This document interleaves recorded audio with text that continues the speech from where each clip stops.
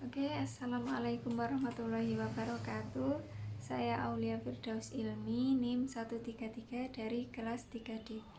Di sini saya akan menyampaikan beberapa teori milik Bandura. Teori psikologi belajar milik Bandura. Nah, di sini Bandura itu mengatakan bahwa manusia itu tidak hidup sendirian. Jadi dipengaruhi oleh lingkungan sosialnya untuk belajar. Jadi belajarnya itu dipengaruhi sosial dan lingkungannya itu. Teori yang pertama yaitu ada atensi, yaitu memusatkan perhatian pada satu hal atau lebih yang menurutnya itu menarik.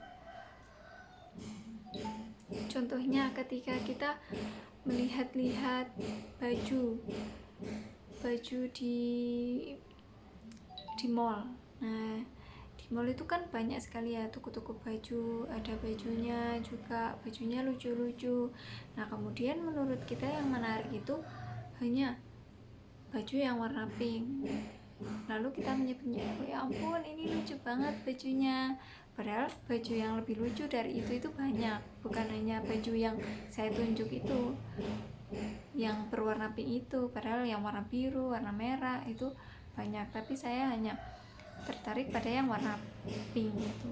Jadi dipusatkan pada hal yang menarik yang berwarna pink tersebut.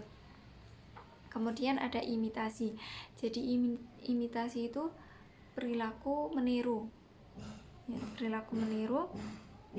Jadi hasil belajar yang menurut kita menarik itu kita tiru.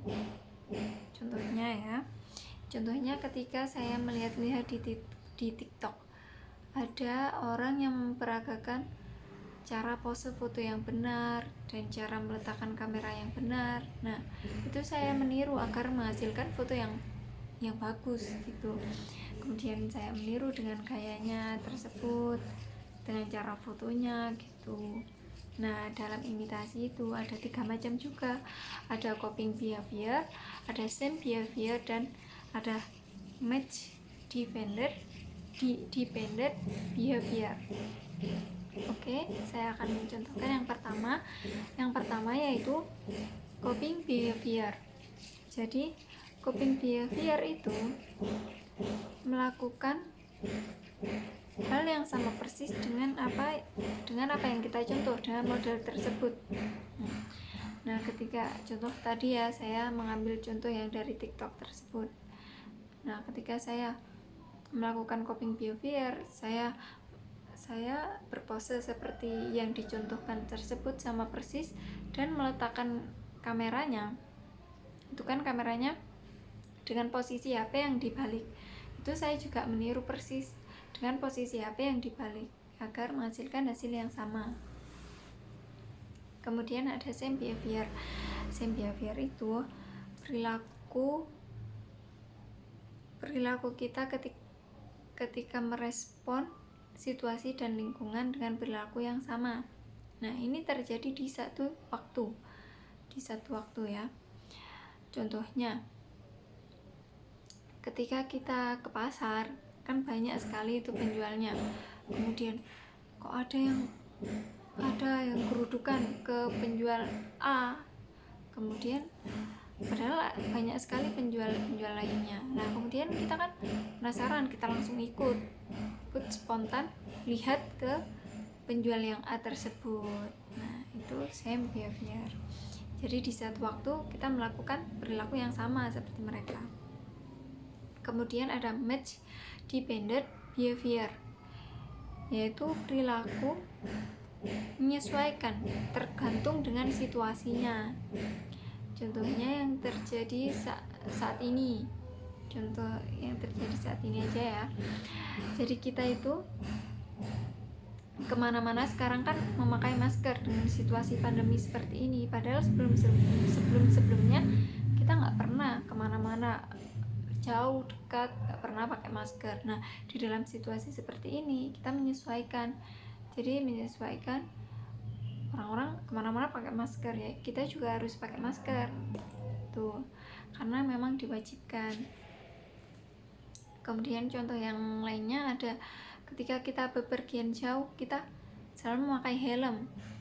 Nah, seperti orang-orang ketika bepergian jauh selalu memakai helm, padahal ketika bepergian dekat mereka bahkan tidak memakai helm. Kemudian ada motivasi. Nah, ini teori yang kelima, yaitu keenam, yaitu motivasi. Jadi ada atensi, imitasi, coping behavior, same behavior, mood dependent behavior, dan kemudian motivasi. Nah, motivasi ini adalah motivasi itu sesuatu yang bisa tumbuh apabila ada evaluasi dari lingkungan atau dari orang lain. Nah, contohnya kayak reward, pengakuan, nah seperti itu, dari evaluasi positif dari lingkungannya. Contohnya ketika kita ingin membeli HP, nah kemudian oleh orang tua kita dijanjikan, ya udah, kamu kalau mau beli HP kamu harus nabung dulu 500.000, nanti sisanya ditambahin. Nah, jadi kita termotivasi untuk menabung gitu. Kemudian ada teori belajar vicarious reinforcement. Jadi vicarious reinforcement itu hasil belajar seseorang dengan hasil yang positif. Nah, hasil belajar seseorang dengan hasil yang positif, jadi kita terkesan untuk menirunya, untuk menjadikannya model. Contohnya ketika dia itu sangat cantik sekali karena dia itu pakai make up, bagus banget make upnya. Nah, kita ikutan mencoba pakai make up tersebut karena dia kan pakai make up bagus, kemudian dia disanjung orang-orang, kemudian dia tampak cantik. Nah, kita ikut-ikutan pakai make up, itu vicarious reinforcement. Kemudian ada vicarious punishment. Jadi hasil belajar seseorang dengan pengalaman negatif dari orang tersebut. Nah, dari orang lain tersebut. Contohnya ketika kita melihat teman kita, dia dihukum karena telat masuk sekolah. Dia dihukum untuk berlari ke lapangan, kemudian menulis istighfar itu sebagai hukumannya. Nah, sampai 5.000.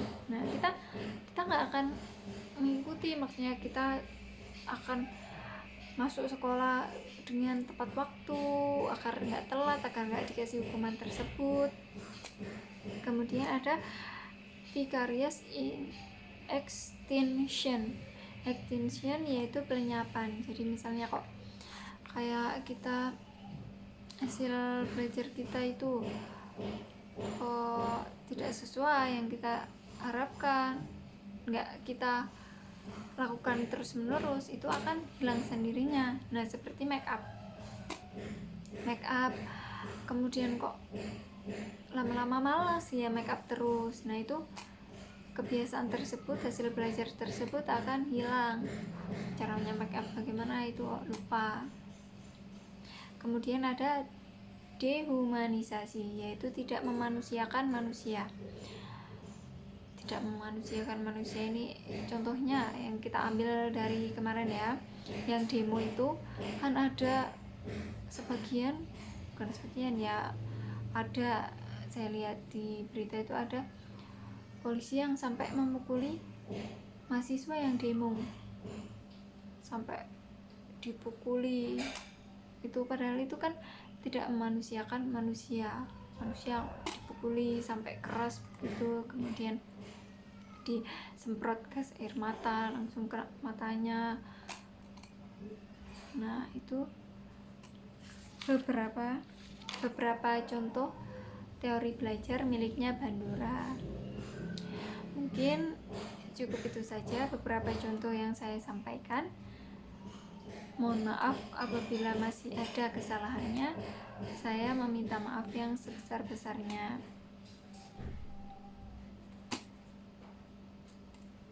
Oke, saya akhiri. Wassalamualaikum warahmatullahi wabarakatuh.